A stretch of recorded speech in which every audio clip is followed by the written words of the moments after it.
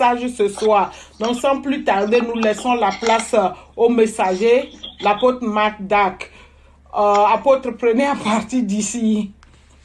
Alléluia. Gloire à Dieu. Nous bénissons le Seigneur ce soir et je vous souhaite tous la bienvenue au culte de ce soir.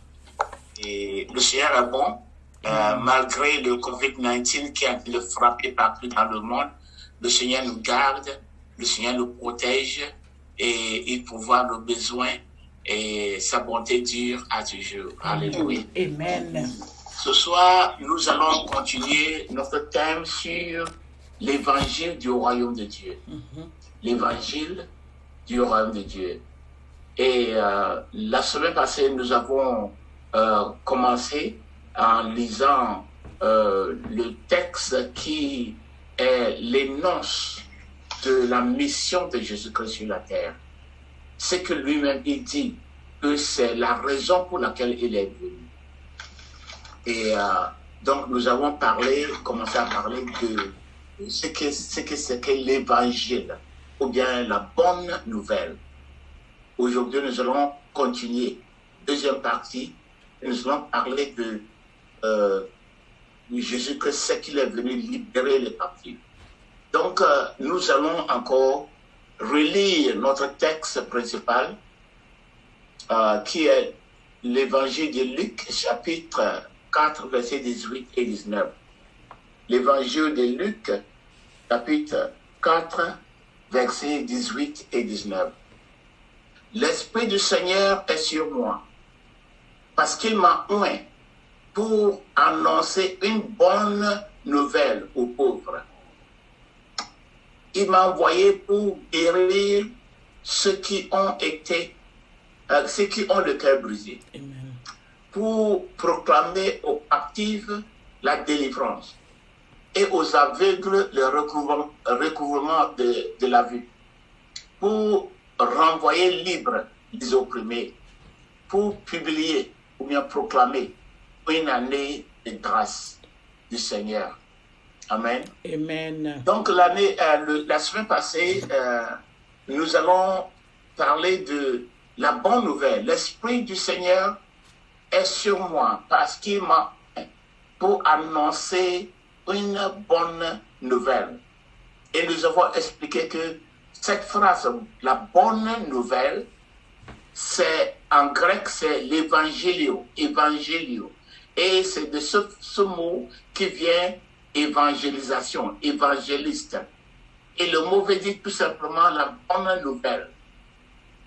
Donc, j'ai expliqué que Jésus-Christ est venu annoncer la bonne nouvelle. Et quelle est la bonne nouvelle? C'est la bonne nouvelle du royaume de Dieu. Et dimanche passé, j'ai pris le temps, nous avons parcouru les textes, n'est-ce pas, les versets, après les versets, pour appuyer le fait que Jésus-Christ est venu prêcher la bonne nouvelle du royaume. Ce n'est pas n'importe quelle bonne nouvelle, c'est la bonne nouvelle du royaume. Donc aujourd'hui, nous allons continuer. Il est venu faire plusieurs choses. Il est venu ouvrir les yeux de ceux qui sont aveugles, mais il est venu aussi libérer les captifs. Et aujourd'hui, nous allons parler sur la liberté des captifs. Pour comment Jésus-Christ est venu libérer les captifs. D'abord, nous savons que lorsqu'on parle d'un captif, c'est quelqu'un qui est pris en captivité, quelqu'un qui est opprimé par quelqu'un d'autre et qui est pris comme un prisonnier, qui n'a pas sa liberté, et qui est là pour faire la volonté de la personne qui l'a captivé, la personne qui l'a pris en otage. Donc, Jésus-Christ est venu libérer les captifs. Il est venu libérer les captifs. Mais qui sont les captifs? Qui sont les captifs? Tout le monde entier était en captivité. nous étions tous en captivité et la plus grande partie du monde aujourd'hui reste dans la captivité de Satan. Ils sont opprimés par Satan. Satan est leur Dieu. Satan il est leur patron.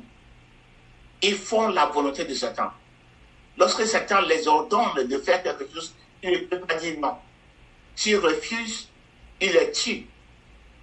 Il est puni. Donc, ils sont en captivité.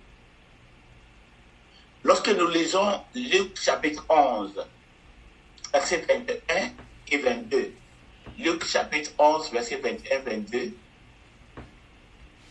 il est écrit, lorsqu'un homme fort et bien armé garde sa maison, ce qu'il possède est en sûreté. Mais si un plus fort que lui survient et lui dompte, il lui enlève toutes les armes dans lesquelles il se confiait, et il distribue ses dépouilles. Jésus-Christ était en train de parler lorsque les Juifs ont dit qu'ils chassaient les démons par l'esprit de Belzébub ou bien l'esprit de Satan. Il leur disait que si Satan chasse Satan, c'est que Satan est divisé. Son royaume ne peut pas tenir. Mais si Jésus-Christ, si lui, il chassait les démons par le Saint-Esprit, donc le royaume de Dieu était venu. Les gens devraient savoir que la preuve que le royaume de Dieu était venu sur la terre, c'était le fait que Jésus-Christ chassait les démons. Et puis, il les a donné cette illustration. Lorsqu'un homme fort, bien armé, garde sa maison, ce qu'il possède est en sûreté. Personne ne peut venir toucher. C'est bien. Mais si un plus fort que lui survient et lui dompte, il lui enlève toutes les armes dans lesquelles il se confiait et distribue ses dépouilles. Tout le monde entier était en captivité. Le diable régnait sur toute la terre. Et nous avons dit ça plusieurs fois. Nous avons vu que Jésus-Christ lui-même, en Jean chapitre 14, verset 30, il faisait référence au diable et il a dit qu'il était le prince de ce monde. Nous voyons qu'en 1 Jean chapitre 5, verset 19, l'apôtre Jean dit que nous appartenons à Dieu, mais le monde entier est sous, n'est-ce pas, la domination du diable, du malin. En 2 Corinthiens chapitre 3, verset 4, la Bible dit que Paul appelle le diable le prince, le Dieu de ce monde, le Dieu de ce siècle. Donc Satan règne dans ce monde. Et les choses du monde, les choses dans ce monde, les choses qu'on voit dans ce monde lui appartiennent. Vous voyez, le temps où il tentait Jésus-Christ en Luc chapitre 4, il disait à Jésus-Christ, mets-toi à genoux ou bien courbe-toi, ou bien adore-moi. Adore-moi comme ça, je vais te donner le monde entier, les royaumes, la gloire, les richesses de ce monde. Je vais te donner gratuit. Tu n'as pas besoin de faire la guerre contre moi. Il faut simplement te prosterner devant moi et je vais te donner toutes choses. Parce qu'il m'a été livré. Ces choses m'ont été données et je peux les donner à qui que ce soit, à qui je veux. Jésus-Christ n'a pas fait des arguments avec le diable pour lui dire que le monde ne t'appartient pas. Bien sûr, Jésus-Christ reconnaît Satan comme celui qui domine ce monde. Il est le capteur, il est la personne qui a pris toute l'humanité en otage. Donc ici, il est l'homme fort. Mais Jésus-Christ est l'homme plus fort que lui. L'homme plus fort qui est venu. Et ici, n'est-ce pas, nouvelle édition de Genève, 1979, a mis, si il survient et le dompte, il a dompté le diable, il a dompté l'homme fort. L'homme plus fort est venu et il a dompté l'homme fort et lui a enlevé toutes les armes dans lesquelles il se confiait. Amen. Et il a distribué ses dépouilles. Voilà, donc Jésus-Christ est venu et dans les versions, surtout les versions anglophones, ils ont dit il a lié l'homme fort. Et j'ai expliqué que le mot lié ne veut pas dire attaché. Le mot lié veut dire qu'il a limité. Il a dompté. Alors, pour les enfants de Dieu, le diable n'est pas libre à faire avec eux ce qu'il veut. Le diable est limité en ce qui concerne les enfants de Dieu.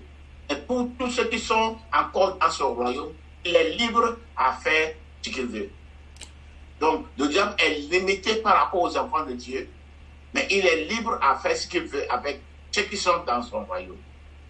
Donc, l'homme plus fort, qui est Jésus-Christ, est venu dompter, lier le diable. Et il a libéré les captifs. Il a dépouillé, il a pris tous ces dépouilles. Il a distribué ces dépouilles. Quels sont les dépouilles de Satan? Quels sont les biens? Quelles sont la possession de Satan? Ce qu'il possédait, c'était toute l'humanité, la richesse du monde, l'or, les diamants, le pétrole, l'essence, tout ce que nous avons dans ce monde, tout ce que nous avons dans le monde. Le diable l'avait dans ses mains. C'était ses biens. Donc Jésus-Christ est venu dompter le diable. Et la première chose, c'est qu'il a déclaré la bonne nouvelle. La bonne nouvelle est que maintenant le royaume de Dieu est venu. Le fait que le diable est lié et que vous pouvez être libre, c'est parce que le royaume de Dieu est venu vers vous. Maintenant, le royaume est là. Il a proclamé la bonne nouvelle que vous n'êtes plus obligé de rester attaché, rester en captivité. La bonne nouvelle est que aujourd'hui, il y a le cessez-le-feu entre Dieu et les hommes. Et Dieu ne tient plus compte au péché des gens. Dieu va pardonner les péchés des gens qui croient en Jésus-Christ, qui reçoivent Jésus-Christ. Amen. La bonne nouvelle est que nous ne devons plus rien à Satan. Amen. Donc nous pouvons sortir de son captivité. Amen. De sa captivité. Amen. Voyez? Donc c'est la bonne nouvelle que Jésus-Christ a annoncée. Donc il nous a libérés des griffes de Satan. Il nous a libérés de la puissance de Satan. Parce qu'il a dominé, il a dompté. Et après ça, encore, Jésus-Christ a dit à nous qui sommes libérés, il nous a donné la mission de réconciliation. Après nous avons réconcilié avec le Père, il nous a donné la mission de réconciliation. Il nous a donné la bonne nouvelle, aller déclarer la bonne nouvelle à ceux qui sont toujours en prison, ceux qui sont toujours en captivité. C'est la raison pour laquelle Jésus-Christ a appelé les saints. On dit les chrétiens sont des appelés, les Grecs sont les appelés. Il les a appelés. Il les a libérés de la main de Satan, de la captivité satanique. Et il les a maintenant donné d'aller déclarer à ceux qui sont toujours en prison, ceux qui n'ont pas encore entendu la bonne nouvelle, ceux qui ne savent pas encore que le prix est payé pour la liberté, ceux qui ne savent pas encore que le diable est dompté et qu'il n'a plus de puissance qu'il avait auparavant, et que quiconque croit en Jésus-Christ est libre pour sortir. Donc, ceux qui sont appelés, l'Église, les appelés sont envoyés à répandre cette bonne nouvelle du royaume de Dieu. Cette bonne nouvelle que Jésus-Christ est venu. Le royaume de Dieu est établi. Et qu'aujourd'hui, à cause du royaume de Dieu, les gens qui vivent dans ce royaume ne sont plus en domination du diable. Il y a deux royaumes. Le royaume des ténèbres, géré par Satan, et le royaume de la lumière, géré par Jésus-Christ. Amen. Le royaume de Satan et le royaume de Dieu, Jésus-Christ est venu établir le royaume de Dieu sur la terre et il a invité les gens d'y entrer. Nous avons parlé de ça la semaine prochaine, la semaine dernière. Donc, aujourd'hui, nous continuons avec la libération de ceux qui sont en captivité, des gens qui sont en captivité. Nous qui étions en captivité, le Seigneur nous a libérés et nous a donné la tâche d'aller annoncer cette bonne nouvelle à ceux qui restent dans la captivité. Mais la question que nous voulons regarder aujourd'hui, c'est pourquoi les gens deviennent-ils captifs de Satan? Pourquoi est-ce que les gens sont devenus captifs de Satan? Nous allons prendre la première partie, la première réponse de cette question aujourd'hui, et nous allons prendre la deuxième partie dimanche.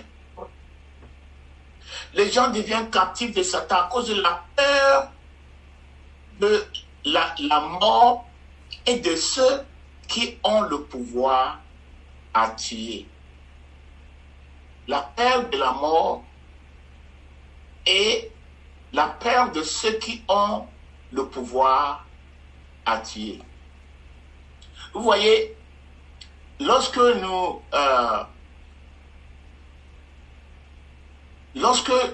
regardons, par exemple, les gens qui sont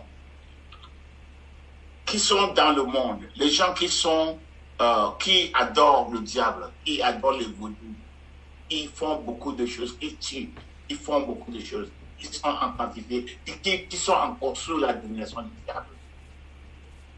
Nous allons nous voir clairement que la première chose, c'est qu'ils sont dominés par la peur. La peur du diable lui-même. Et la peur de ceux qui ont la puissance de Satan, qui peuvent tuer. Vous voyez? Donc nous avons la peur de Satan lui-même, la peur des démons, qui sont les serviteurs de Satan, qui travaillent pour Satan. Nous avons la peur des agents humains du mal.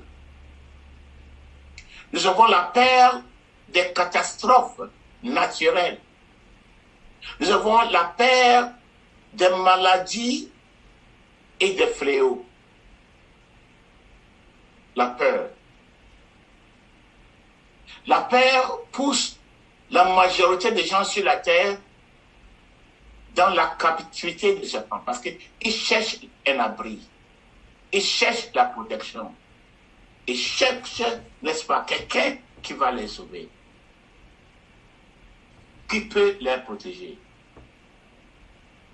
En tant qu'anthropologue, j'ai fait beaucoup de recherches sur les races, les ethnies, comment les gens vivaient avant. Et ce que j'ai étudié concernant surtout l'Afrique, les nations, les peuples, avant l'arrivée de Jésus-Christ, et ce n'est pas seulement en Afrique, partout, en Europe, en Asie, aux Indes, partout. La puissance de Satan était tellement manifeste, manifestée. La sorcellerie en plein œil, c'est-à-dire en plein midi, on voyait la puissance de Satan. Il y a nos aïeux qui nous disaient, ma grand-mère qui me disait que dans l'ère jour, lorsqu'ils étaient enfants, des hommes pouvaient se changer, n'est-ce pas, transformer en des loups-garous en plein midi. Ils se transforment en des loups-garous, moitié loup, moitié homme, commencent à tuer les gens. Les gens qui pouvaient se transformer en des serpents, ça se passe même aujourd'hui. Les villages où, n'est-ce pas, la maladie était tellement, n'est-ce pas, les gens, tout le monde était malade. Soit ils sont aveugles, ils sont de boiteux, ils sont de lépreux. C'est-à-dire, toutes sortes de maladies. Des villages où personne ne pouvait prospérer. Comme je vais parler de ce village, un de ces villages en Côte d'Ivoire où j'étais allé. C'est seulement le chef de village qui avait une maison en tôle, n'est-ce pas? Toutes les autres maisons étaient en paille. Parce que tu commences, tu veux bâtir une maison en tôle, on te tue en même temps. La peur. Ils avaient peur de Satan, peur des démons, peur des agents divins du Satan. Les agents, les gens qui sont en alliance avec Satan, les gens à qui le diable a donné le pouvoir de tuer, de terminer la vie des gens, de jeter de mauvais sorts sur les gens, punir les gens qui ne font pas leur volonté. La peur. Et à cause de cette peur, on m'a dit, ma grand-mère m'a dit que chaque famille, le chef de chaque famille devait aller quelque part pour chercher un vaudou puissant, un culte, un esprit puissant, protectrice de la famille. Ça, c'est avant l'arrivée de l'évangile. Nous avons au Ghana, nous avons des cultes, des divinités comme Abrewa. Abrewa, des gens sont allés jusqu'à Bondoukou. Bondoukou de la Côte d'Ivoire. C'est là-bas les gens sont allés trouver ça, amener ça. Les divinités comme Antoine Yama, comme des fleuves. En Côte d'Ivoire, on a un fleuve, on dit Tanoué. Tanoué. Lorsque j'ai fait la mission, n'est-ce pas, en Abidjan, il y a beaucoup de gens qui étaient possédés par l'esprit Tanoué. C'est un fleuve qui est au Ghana et en Côte d'Ivoire. La peur, après que les gens sont allés chercher le salut, chercher qui va nous délivrer, qui va nous sauver. Parce que les sorciers, ça, ils tuent, ils égorgent. Les gens méchants qui ont fait des alliances avec les démons, tuent, ils détruisent. Et lorsque tu as un problème, quelqu'un a un problème avec eux, quelqu'un dans une famille a un problème avec eux, ils peuvent anéantir tout le monde dans cette famille. Il y a des gens, une seule personne est allée voler, et puis on le maudit, et tout le monde dans la famille. Par exemple, il a volé de l'argent, il est venu payer la nourriture, et tout le monde dans la maison a mangé cette nourriture. Lorsqu'il s'en va pour jeter un mauvais sort, tout le monde dans la famille meurt. Donc, en ce temps, l'évangile n'était pas encore venu. Chaque chef de famille était obligé d'aller chercher le secours. Qui va nous sauver?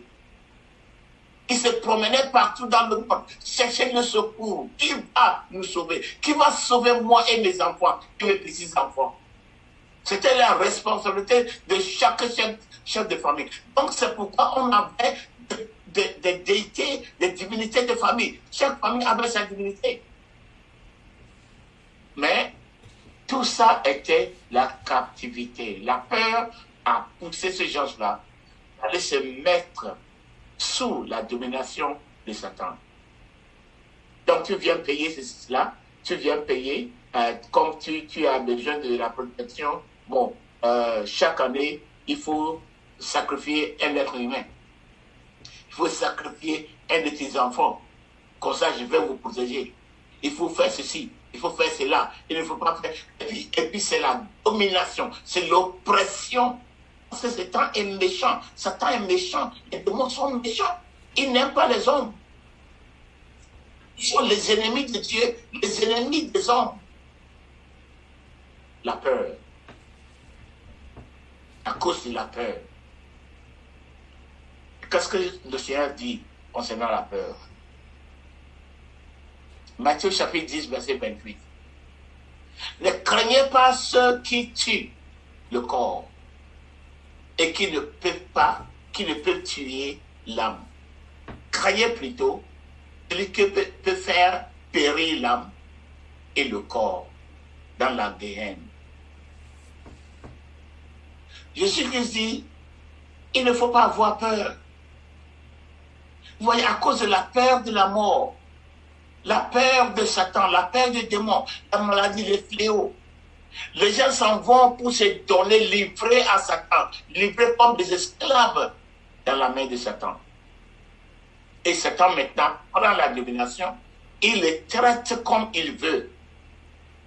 Tout ce qu'on voit, les gens misérables qu'on voit partout dans le monde, ils sont misérables. Ils ne sont pas libres. Ils vivent dans la peur. Mais pour ceux du royaume de Dieu, Satan n'a aucun pouvoir de mort sur vous, à moins que le Seigneur ne le permette, dans un bon but. Le diable n'a pas le pouvoir de te tuer. Pour quelqu'un, je parle de ceux qui sont dans le royaume, pas ceux qui sont dans l'église. Ceux qui sont dans le royaume de Dieu. Satan n'a pas le pouvoir de te tuer, à moins que le Seigneur lui-même lui permette, pour une raison, n'est-ce pas? Une bonne raison. Les apôtres ont été tous tués, à part l'apôtre Jean. C'était une bonne raison. Mais nous craignons la mort. Jésus-Christ a dit, il ne faut pas avoir peur de celui qui peut tuer le corps. Bien sûr, Satan peut tuer le corps. Si le Seigneur le permet, il peut tuer le corps d'un enfant de Dieu. Mais le Seigneur a dit, il ne faut pas avoir peur de lui. Amen. Mais il faut plutôt avoir peur de celui qui peut le tuer, et le corps et l'âme dans l'enfer. En Hébreux chapitre 2, versets 14 et 15. Hébreux chapitre 2, versets 14 et 15. Et si donc, que les enfants participent au sang et à la chair, il y a également participé lui-même, afin que, par la mort, il rende impuissant celui qui avait la puissance de la mort, c'est-à-dire le diable. Ainsi, il délivre tous ceux qui, par la crainte de la mort, étaient toute leur vie retenus dans la servitude. Jésus-Christ est venu, il a pris un corps, comme les enfants, nous, les hommes, qu'il est venu sauver. Nous avons un corps qui peut mourir. Il a aussi pris un corps. Et comme ça, par la mort, il peut rendre impuissant celui qui avait la puissance de la mort. Satan avait la clé de la mort dans sa main. Il tuait qui il voulait, à n'importe quel moment. Jésus-Christ a participé à la mort. Il s'est laissé tuer. Lorsque le diable tuait Jésus-Christ, il pensait que c'était fini. Mais il ne savait pas que c'était à la mort que le Dieu, Jésus-Christ, allait lui rendre impuissant. Jésus-Christ est descendu dans le royaume de Satan et il a pris la clé de la mort de sa main. Donc pour ceux qui sont enfants de Dieu, le jour de ta mort n'est pas dans la main de Satan. C'est dans la main de Dieu. Amen. Satan ne peut pas déterminer quand tu vas mourir. Je parle de ceux qui sont dans le royaume de Dieu. Si tu es toujours dans le royaume de Satan, Satan peut déterminer quand tu vas mourir. Il te tue quand il veut. Mais ceux qui sont dans le royaume de Dieu, ceux qui sont nés de nouveau, ils vivent sous l'autorité du Seigneur Jésus-Christ. Le diable n'a pas la puissance. Il ne peut pas déterminer le jour de ta mort. Donc la Bible dit, Jésus-Christ a participé à la mort, et ainsi il délivre tous ceux qui, par la crainte de la mort, étaient toute leur vie rendus, retenus dans la servitude. Vous voyez, la crainte de la mort nous pousse à faire beaucoup de choses. Lorsque j'étais en, je pense que c'est 2000, 2013, 2014, 2013 ou 2012 là-bas, j'étais en New Jersey. Il y a cette dame qui est venue chez moi à la maison, elle tremblait. Elle tremblait. J'ai dit, qu'est-ce qu'il y a? Et cette dame allait à l'église. Elle se disait chrétienne. Elle tremblait. Je dis, qu'est-ce qu'il y a? Il dit, un Haïtien, un homme haïtien, un homme de Haïti, m'a dit qu'il va me tuer. Et dans mon boulot, tout le monde connaît les Haïtiens. Les Haïtiens sont très puissants. Ils sont plus puissants même dans le vaudou que le Bénin. Donc, ce sont les Béninois qui sont venus, qui ont amené le vaudou à Haïti.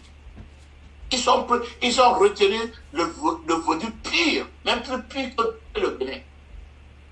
Lorsqu'un Haïtien te dit que tu verras, il faut commencer à courir. Parce qu'ils sont capables de tuer.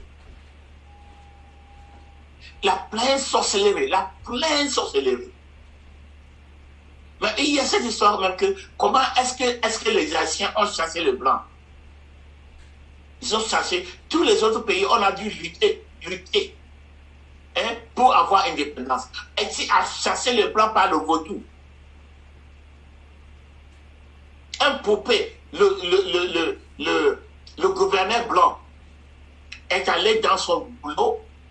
Un jour, il a vu un poupée qui saignait sur sa table. Poupée.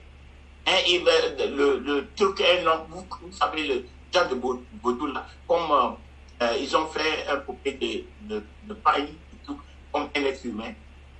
Et il y avait une épingle. Ils ont percé ça. Et ça saignait du sang. La table du monsieur était pleine de sang. Il ne pouvait plus rester là-bas. Ce sont les Blancs, ce sont les Français eux-mêmes qui ont payé les bagages. Ils ont fui. C'est comme ça Haïti a eu son indépendance. Le vaudou est puissant en Haïti. Donc, c'est un homme Haïti lui a dit que je vais te tuer. Tu verras, je vais te tuer. Et elle savait que lorsqu'un Haïtien dit je vais te tuer, ce n'est pas de la blague. Elle tremblait. Heureusement qu'elle est venue me voir. Si elle était allée voir un prophète, un faux prophète, un pasteur qui ne connaissait rien, elle a dit, il faut amener ceci, il faut amener du sel, il faut amener l'argent, il faut faire une offrande, il faut faire semer une semence de 2000, de faire ceci, et puis il va lui donner l'eau bénie, l'huile bénie pour aller asperger dans sa maison des choses. Donc il sort, n'est-ce pas? La crainte lui pousse à entrer dans une activité où il est pris otage par un agent de Satan, quelqu'un qui s'est dit prophète, mais qui est un serviteur de Satan. Vous voyez?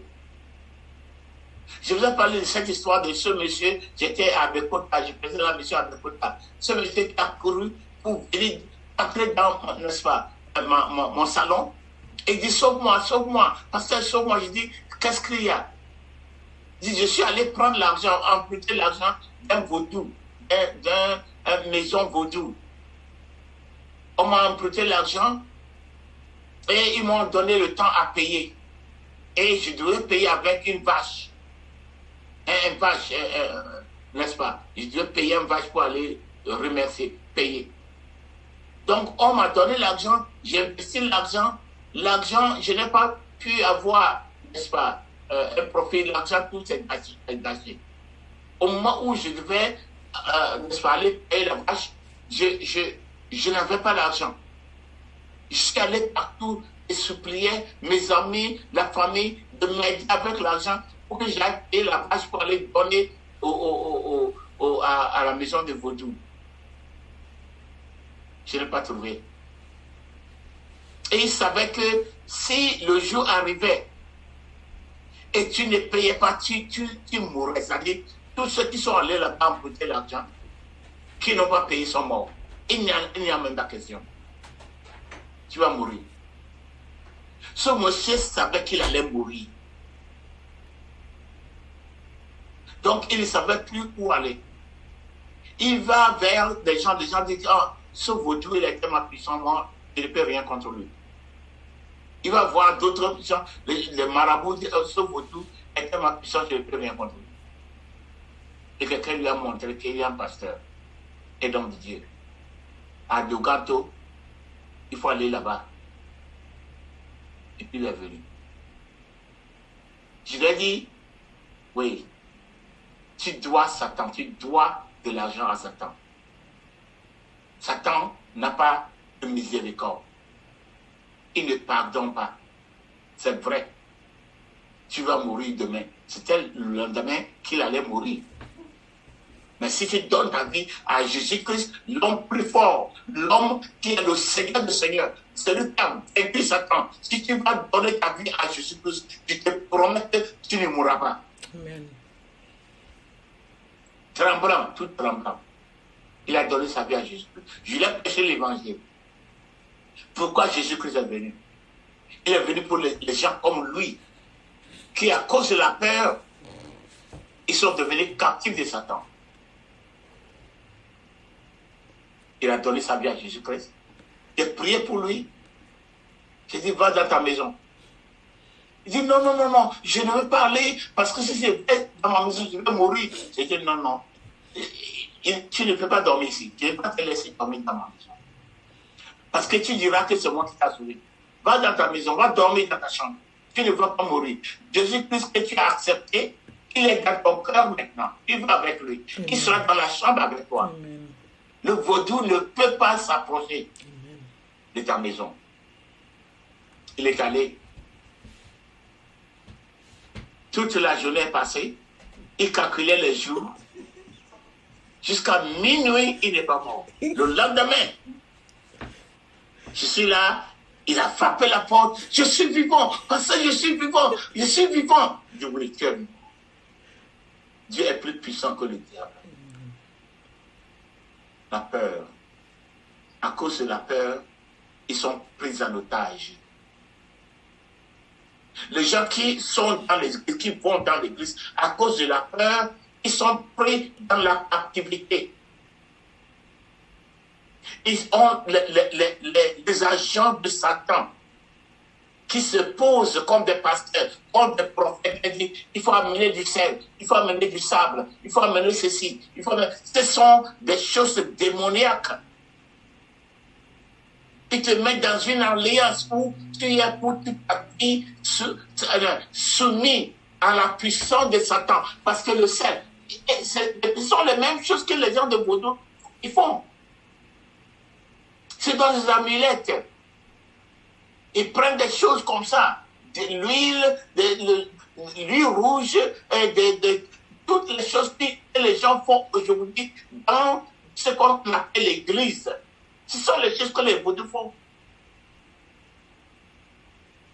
Et puis tu vas, un pasteur, il y a un pasteur, n'est-ce pas, que moi j'ai formé à New Jersey et à qui j'ai laissé l'église. Il est arrivé au moment où il a commencé à écouter des pasteurs nigériens, imiter des pasteurs nigériens, des sorciers. Et qu'est-ce qu'il a commencé à faire? Amène du sel, mets de l'argent dans une enveloppe et va payer du sel et amène l'enveloppe. Tu veux bénir le sel, tu vas retourner à la maison, déposer le sel dans l'eau et tu vas laver avec ça. Et les démons, ça va effrayer les démons, ça va chasser les démons. Mensonge. Il a dit aux autres de balayer devant les portes, balayer le sable pour amener et il va prier avec ça. Ça dit, les choses que les gens font dans les cultes de vaudou, aujourd'hui, c'est pratiqué dans l'église. Et les gens qui ne connaissent pas Dieu, les gens qui n'aiment pas Dieu, les gens qui n'aiment pas Jésus-Christ, qui veulent seulement avoir de la magie, qui veulent que leurs problèmes soient résolus, ils s'en foutent par qui. Ça peut être par n'importe qui. Tout ce qu'ils veulent, c'est que mes problèmes seront résolus. À cause de la peur, ils deviennent captifs de Satan. Le premier chrétien était tellement amoureux du Seigneur, il n'avait absolument aucune crainte de la mort. Le premier chrétien, il n'avait pas peur. Lorsque nous lisons 1 Corinthiens 13, verset 3, il y a un verset là-bas. Souvent, les gens ne comprennent pas ce que cela veut dire.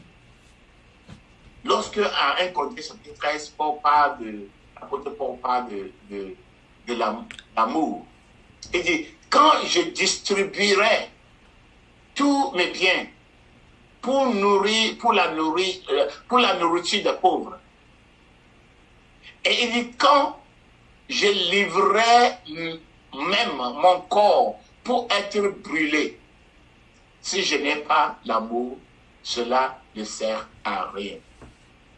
La deuxième phrase là, les gens ne comprennent pas. Si je livrerai moi-même mon corps pour être brûlé. C'était la pratique de Nouveau Testament. Lorsque les gens commençaient à tuer les chrétiens, on les tuait, on les crucifiait, on les sciait en deux, on les brûlait. Les gens n'avaient pas tellement peur, ils voulaient être avec Jésus-Christ. Ils voulaient même mourir pour être avec Jésus-Christ. Que tout le monde voulait être martyr. Tout le monde voulait mourir. Les gens ont commencé même à provoquer les autorités romaines pour qu'ils les tuent. Les gens s'en vont pour livrer lorsqu'ils voient que quelqu'un d'autre est en train de brûler pour le Seigneur. Les gens livrent leur corps. Ils provoquent pour qu'on les brûle. Et Paul disait que si tu fais ça seulement pour avoir un nom, pour être fier que moi aussi, je suis parmi les martyrs, mais il n'y a pas l'amour dans ton cœur, ça ne sert à rien. Les gens livraient leur corps pour être brûlés. Nous, aujourd'hui, nous avons tellement peur de la mort. Pourquoi?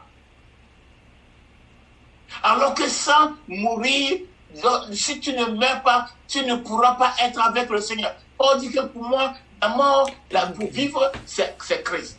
Pour mourir, c'est du gain.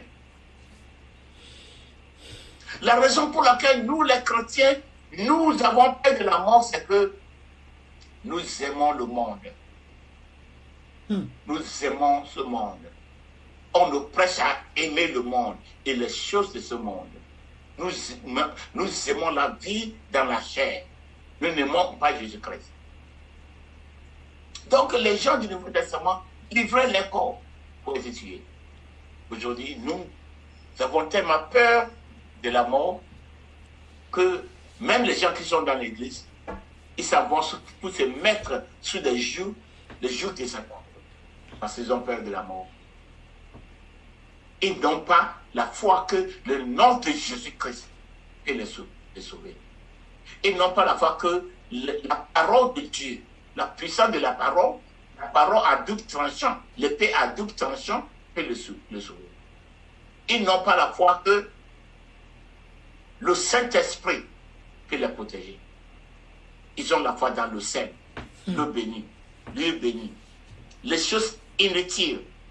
Et en allant se mettre dans des choses comme ça, il se met encore dans la captivité de Satan. À chaque moment qu'il y a un problème, il ne pense pas à Jésus-Christ, il ne pense pas au nom de Dieu, il pense à l'huile, il pense à l'eau, il pense aux choses banales. Vous voyez? Mais tu sais, un enfant de Dieu qui est né de Dieu, qui est dans le royaume de Dieu, n'a pas peur de la mort. n'a pas peur de la mort. Mes propres, n'est-ce pas, rencontres avec les pouvoirs des ténèbres. Je voudrais, il y en a qui le connaissent un peu. À un village qu'on appelle Jassikan au Ghana. J'allais dans le village de mon papa à Boutouassé. Et puis, je suis arrivé à Jassikan la nuit, c'était 2h le matin. Et c'était un carrefour. La voiture de du village de mon papa devait arriver là-bas à 4h le matin. Je suis arrivé à 2h. Je ne connaissais personne dans la ville de Jassikan pour aller frapper la porte pour aller dormir. Donc, je restais là-bas la nuit, un lieu vraiment entouré de forêts. J'étais là et je commençais à prier. Je priais, je faisais le va-et-vient, je priais. Environ 3h, 3h30. J'ai vu que j'étais au carrefour. J'ai vu qu'il y a une ampoule qui venait. C'est comme quelqu'un avait une lampe en main.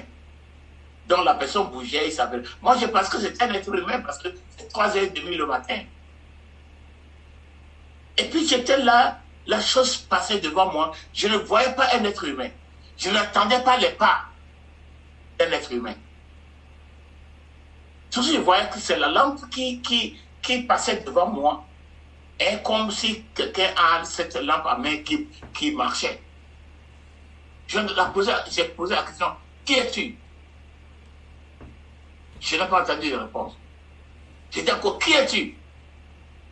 Il n'y a pas de réponse. Donc, j'ai su immédiatement que c'était une manifestation de la sorcellerie.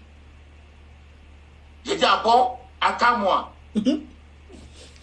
J'ai commencé à poursuivre la lumière. La lumière commençait à courir. J'ai commencé à courir après moi. C'est qui l'homme? Attends-moi.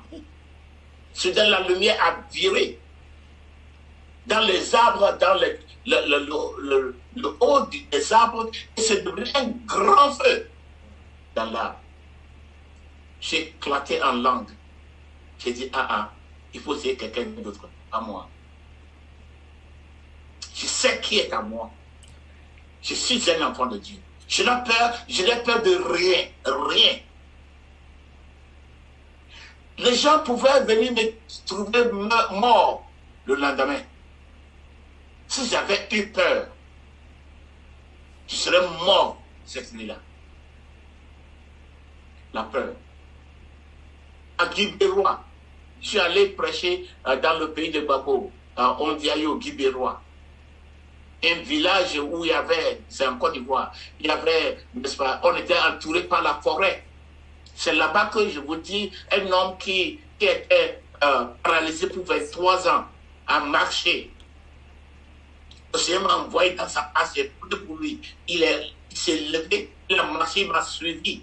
Je vous ai parlé de ce miracle déjà. Mais la même nuit, lorsqu'on est arrivé à minuit, je voulais aller aux toilettes et les gens me disent qu'ici, on va aux toilettes dans la forêt. Et il n'y a même pas la traîne ou bien tu vas dans la brousse et puis tu fais là-bas. Donc je suis allé, j'étais courbé là-bas. Et puis soudain, j'ai entendu un vent souffler. Le vent soufflait et toutes les herbes autour de moi se fermaient sur moi. J'ai entendu et puis tout, c'était pas comme le vent soufflait à une direction. Ça soufflait et tous les herbes autour de moi se fermaient sur moi. J'ai crié en langue. Et puis en même temps, ça arrêtait. Je suis levé il dit, ça va chauffer aujourd'hui. Je suis allé, j'ai prié, le Seigneur m'a conduit le matin. La maison, j'ai commencé avec la maison de cet homme qui était paralysé 23 ans. Il est sorti. 23 ans, il n'a jamais marqué. 23 ans, il n'est jamais sorti de sa chambre. Mais les enfants qui étaient moins de 23 ans n'avaient jamais vu ce monsieur. Les gens disaient qu'il y a un vieux là-bas qui est paralysé. Ce jour, il est sorti avec moi. Il était avec moi. Tout le village était là. Il était avec moi lorsque j'ai prêché la parole de Dieu. Si j'avais peur, j'allais mourir dans la forêt là-bas. C'est comme ça. À Sigame, je pense que c'était 2003 là-bas. J'avais invité des Blancs de Jeunesse en Mission des États-Unis. Il y avait 27 jeunes qui sont venus au Togo, des Blancs. Des Blancs qui étaient vraiment à l'université, ils étaient de jeunes gens, ils se disaient chrétiens, ils n'avaient jamais vu la puissance de Satan. Donc, on a fait, j'étais à Agoué en ce temps-là. Je suis allé aux États-Unis, l'ambassade des États-Unis pour les inscrire, tout. Et puis, là où on les a logés, bon, ils sont venus voir là où ils sont tous. Et puis, on devrait aller à Sigame pour aller évangéliser. Donc, ils étaient en groupe. Mais je les ai dit d'abord que vous ne croyez en rien. Vous ne croyez pas à la puissance de Satan. Mais la puissance de Satan est réelle. Donc, il faut attendre aux attaques. Il faut être prêt. Et pour eux, bon, le christianisme des États-Unis, ils ne croient en rien. Donc, moi, je parlais aux gens, et puis j'ai vu qu'il y avait un groupe de ce groupe. Ils aussi essayaient de parler à quelqu'un. Tout d'un coup, j'ai entendu que tout le monde criait là-bas. Ils criaient. Et puis, parce que ces gens-là sont venus, c'est moi qui suis leur hôte. Si quelque chose s'est passé, j'avais des problèmes. Donc, j'ai couru pour aller là-bas. Et voilà qu'un homme, un vaudou-ci, un homme qui avait un pot de vaudou dans sa main, un pot de vaudou, il disait, si vous dites que votre Dieu est plus puissant que notre Dieu, que quelqu'un prenne ce pot. Ils se sont tous écartés de cet homme. Et l'homme était au milieu, se vantait. Votre Dieu, vous dites qu'il est Dieu. Vous dites Jésus. On va attendre que vous dites Jésus. Si vous pensez que Jésus est plus fort que le vaudou, il faut prendre ce pot-là. Je suis arrivé et je dis, papa, donne-moi le pot. Il m'a regardé, il dit, donne-moi. Il m'a donné le pot. J'ai soulevé ça, j'ai jeté ça sur le sol, ça a cassé. J'ai piqué ça sur ma pied. Maintenant, il a dit, oh, tu ne voulais pas gâter mon vaudou. Et puis, les jeunes ont commencé à acclamer le Seigneur. Tout le monde a parlé du Seigneur. Pourquoi est-ce que je peux faire des choses comme ça? Je sais qui je suis. Amen. Je suis un enfant de Dieu. Amen. Je suis dans le royaume de Dieu. Le diable n'a pas de puissance humaine. Amen. Alléluia. Amen. La foi est l'inverse. La foi est, n'est-ce pas? Ici, la traduction n'est pas. Mais on dit en anglais, c'est inversely proportional. C'est la foi. Je vais expliquer tout simplement. La foi et la peur. Lorsque la foi grandit, la peur diminue. En anglais, on dit inversely proportional. Inversement proportionnel. La peur grandit, la foi diminue. Ok, c'est comme dans le balance. Hein, lorsque le poids ici c'est trop lourd, ça monte. Et lorsque le ici devient trop lourd, ici ça monte. C'est comme ça la peur et la foi. Fear is inversely proportional to faith. La foi et la peur sont des ennemis. Lorsque la peur grandit, la foi diminue. Lorsque la foi grandit, la peur diminue. La foi vient en entendant la parole de Dieu, par les paroles des prophètes, par les prédications que vous voulez entendre. La foi ne vient pas comme ça. Vous savez pourquoi les gens n'ont pas de foi? Pourquoi ils courent après les prophètes? Ils n'ont pas de foi. Parce qu'on ne les prêche pas la parole de Dieu. On ne les prêche pas l'évangile. Donc, ils n'ont pas de foi que le Seigneur peut les délivrer. Ils n'ont pas de foi en Jésus-Christ. Ils n'ont pas de foi en la parole de Dieu. Ils n'ont pas de foi dans le Saint-Esprit. Ils ont la foi dans les choses visibles, les choses qu'ils peuvent voir. Et la foi, hein, c'est les substances de ce qu'on ne voit pas, hein, les choses qu'on espère, l'évidence qui est invisible. Donc, oui, tu n'auras pas de foi. Parce que toi, tu aimes les prophéties des prophètes. Tu n'auras pas de foi. Tu aimes que le pasteur te dise ce que tu veux entendre. Tu n'as pas de foi. Tant que tu n'écoutes pas la parole de Dieu, toi-même tu ne la lis pas, tu ne lis pas, tu n'étudies pas, tu n'entends pas, tu n'écoutes pas la parole. Tu veux jouer la religion seulement. Aller à l'église, être membre fidèle à une dénomination, à une église, et puis c'est tout. Non, tu n'auras pas la foi. Et la peur va te dominer.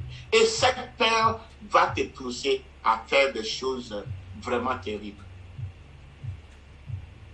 Donc, en Romains chapitre 10, verset 19, la foi vient à ce qu'on entend et ce qu'on entend de la parole de Dieu. Alléluia.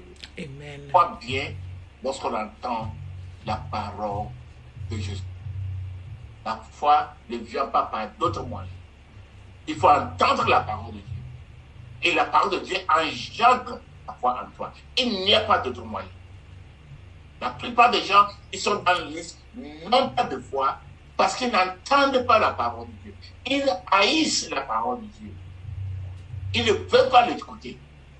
Ils veulent qu'on leur dise, que le prophète leur dise, tout ce que les pasteurs va leur dire. C'est ce qu'ils acceptent. Eux-mêmes, ils n'aiment pas lire la parole de Dieu. La foi ne vient pas de ce que nous voyons. Elle vient de la parole de Dieu que nous entendons et recevons dans nos cœurs. La foi vient parce qu'on entend, pas parce qu'on voit. Je pense qu'en Jean chapitre 8, la Bible nous dit, les gens ont vu tous les miracles que Jésus a fait, mais ils n'ont pas cru. Quel miracle est-ce que les Juifs n'ont pas vu? Quel miracle? La foi ne vient pas par des miracles.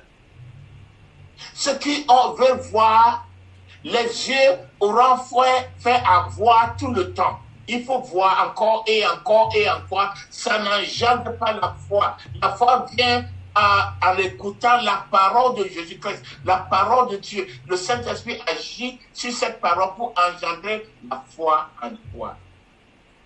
Quiconque ne connaît pas la parole de Dieu ne peut pas avoir la foi. Vous voyez? Donc, ce n'est pas les miracles. Ceux qui poursuivent les miracles partout, ils vont avoir des miracles. Ce sont des gens sans foi. Et ils vont terminer dans la main de Satan. Ils vont terminer vraiment dans les griffes de Satan parce que ça va les conduire, n'est-ce pas, en captivité. Le diable et ses agents vont les donner certaines solutions faciles qui seront vraiment des alliances avec le diable. Pour que vous ne craignez pas la mort, vous devez avoir le conquérant de la mort en vous, le vainqueur de la mort. Tous nos rituels religieux ne peuvent pas enlever la peur de nos esprits. Tu peux aller à l'église sur ta vie, à danser, jeûner pour 24, 40 jours, faire ceci, faire cela, asperger n'est-ce pas, de l'huile, porter des amulets sur ton corps, tout ça. Ça ne peut pas enlever la peur de ta vie. Pour ne pas avoir peur de la mort, il faut que le vainqueur de la mort soit dans ta vie. Il soit dans ton cœur. Celui qui a vaincu la mort, il faut qu'il soit en toi pour que tu puisses ne pas avoir peur de la mort. Il faut que tu sois en Jésus-Christ, tu sois dans le royaume. Sinon, tu auras peur de la mort, tu auras peur de beaucoup de choses. Et cette crainte va te pousser à devenir actif du diable. Parce que le diable va te proposer des solutions. Tu vas prendre cette solution alors que ces solutions sont des pièges. pour ton âme. Les craintifs n'entreront pas dans le royaume de Dieu. Les peureux ne vont pas entrer dans le royaume de Dieu. Apocalypse chapitre 21, verset 8. Il dit, mais pour les lâches veut dire ceux qui ont peur, the fearful, en anglais, the fearful, or the cowardly, pour les lâches, les peureux, les incrédules, les abominables, les meurtriers, les débauches, les magiciens, les idolâtres et tous les menteurs, leur part sera dans les temps ardents de feu et de soufre, ce qui est la seconde mort. La peur, c'est le péché, c'est un péché. La peur, c'est un péché. Si tu marches avec, on te donne un militaire, un garde-corps qui est fort, qui est bien armé, et puis tu es en train de marcher avec lui dans la rue, et puis tu as peur, c'est que tu n'as pas confiance dans ton garde-corps. Tu ne peux pas avoir Jésus-Christ en toi et avoir peur. Si tu as peur, c'est que tu n'as pas confiance en Jésus-Christ. Pour cela que c'est un péché. Et la peur, c'est l'ennemi, c'est l'arme numéro 1 de Satan. La peur, c'est l'arme numéro 1 de Satan. Lorsque le diable, par exemple, il te donne un cauchemar terrible, pour faire quoi? Pour te mettre dans ton cœur la peur. Tu commences à trembler. Et dès que tu commences à trembler, il va réaliser ce qu'il t'a montré dans la cauchemar. Tu as eu un cauchemar, un bon, mauvais rêve.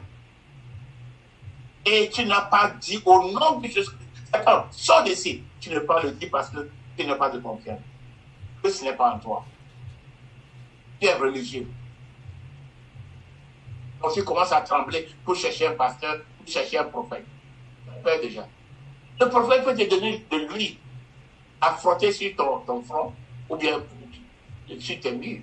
Mais si tu ne peux pas enlever la peur à toi, c'est cette peur en toi, dans ton esprit, que le diable va prendre pour te tuer. C'est une arme. L'eau bénie ne peut pas enlever la peur. L'huile bénie ne peut pas enlever la peur. Le sel ne peut pas enlever la peur. Tous ces objets idolâtres qu'on vous donne dans les églises ne peut pas enlever la peur. La peur, c'est l'arme de Satan. C'est comme ce jeune homme, n'est-ce pas, cet homme haïtien a dit à cette dame que tu mourras, je vais te tuer. Elle savait de quoi il s'agissait. Elle savait que si un haïtien te dit qu'il va te tuer, ce n'est pas de la blague. Elle tremblait. Alors qu'elle se disait chrétienne. Jésus-Christ ne fait pas en elle. On veut dire, greater is he that is in me than he that is in the world. Celui qui est en moi est plus fort que celui qui est dans le monde. Frères et sœurs, la peur de la mort, la peur de maladie, la peur de fléau, la peur de ce qu'on ne connaît pas, ça pousse les gens et les gens deviennent captifs. Comme ça que tout le monde entier est devenu captif de Satan. Et c'est comme ça que la plupart des gens dans les églises aujourd'hui qui ne sont pas nés de nouveau, ils ne sont pas dans le royaume de Dieu, ils deviennent captifs. Le diable les prend en captivité double. Ils marchent avec la crainte et ils sont devenus captifs par les serviteurs de Satan. Les pasteurs qui sont les pasteurs de Satan, les prophètes de Satan, qui ne croient pas en Jésus-Christ, qui ne croient pas dans le nom de Jésus-Christ, qui ne pas prier par le nom de Jésus-Christ. Ils distribuent le sel, ils distribuent, n'est-ce pas, les amulets, ils distribuent l'eau bénie, ils distribuent, n'est-ce pas, l'huile bénie. C'est là leur puissance, c'est là leur force. Et ça, c'est le satanisme. Frères et sœurs, si tu es en Christ, celui qui est en Christ n'a pas peur de la mort. Pour nous, la mort, c'est la victoire. La mort, c'est la transition. Et dans le Nouveau Testament, on n'appelle même pas la mort, on l'appelle le sommeil. Ils sont morts, ceux qui dorment. C'est le sommeil. Tu dors et tu attends le jour où le Seigneur va vraiment ressusciter ton corps. Tu attends de soit devant le Seigneur, tu attends, tu es avec le Seigneur d'abord au paradis. Tu attends à ce que le Seigneur vienne sur la terre pour établir, n'est-ce pas, son règne éternel sur la terre. Mais lorsque tu as peur parce qu'il y a quelque chose qui ne va pas, la parole de Dieu n'est pas en toi. Jésus-Christ n'est pas en toi. Tu es un enfant de Dieu, mais tu ne connais pas la parole. Tu es un enfant de Dieu, mais tu n'étudies pas la parole. Tu ne sais pas qui tu es. Cette peur est en toi. C'est l'arme que le diable va utiliser pour te tuer. Petite maladie, tu as peur de mourir. Le diable va te tuer avec la peur. Parce que la peur appartient au diable. La peur de la mort, la peur des accidents, la peur des choses qui nous entourent, la peur des choses qu'on ne connaît pas, vont te conduire à devenir captive à les faux prophètes, les faux hommes de Dieu qui sont partout, qui travaillent pour le Seigneur. Ils vont te mettre en captivité encore. Le Seigneur est venu libérer les captifs. Et comme la Bible a dit en Galates chapitre 3, si Jésus-Christ nous a libérés, nous devons rester dans cette liberté. Nous ne devons plus nous rendre esclaves avec le diable. Et plus que le Seigneur nous aide, que le Seigneur ouvre nos yeux, afin que nous sachions ce que le Seigneur Jésus-Christ est venu faire. Et que nous entrons dans le Seigneur, nous quittons la religion pour accepter Jésus-Christ comme notre Seigneur et notre Sauveur. C'est pas avec les lèvres seulement. Se soumettre à Jésus-Christ. Dis à Jésus-Christ, Jésus-Christ, je me soumets à toi. Je comprends maintenant que réciter une prière, dire je t'accepte aujourd'hui comme mon Seigneur mon Sauveur, ça c'est pas ça qui sauve, mais je veux entrer, je veux être né de nouveau, je te donne ma vie, je t'accepte comme mon Seigneur, tu es mon roi, je vais t'obéir, je vais me soumettre à toi. Et lorsque Jésus-Christ entre dans ta vie en tant que roi et que ta vie est soumise à Jésus-Christ, là tu n'as plus peur de rien. Frères et sœurs, le Seigneur veut que tu quittes la religion. Il ne dit pas de quitter ton église. Il dit de quitter la religion. Quitter la religion. Donne ta vie à Jésus-Christ. Livre ta vie à Jésus. Tu n'auras plus peur. Éternel, nous te bénissons ta parole. Merci Seigneur. C'est ma prière que cette parole puisse transformer nos vies, Seigneur.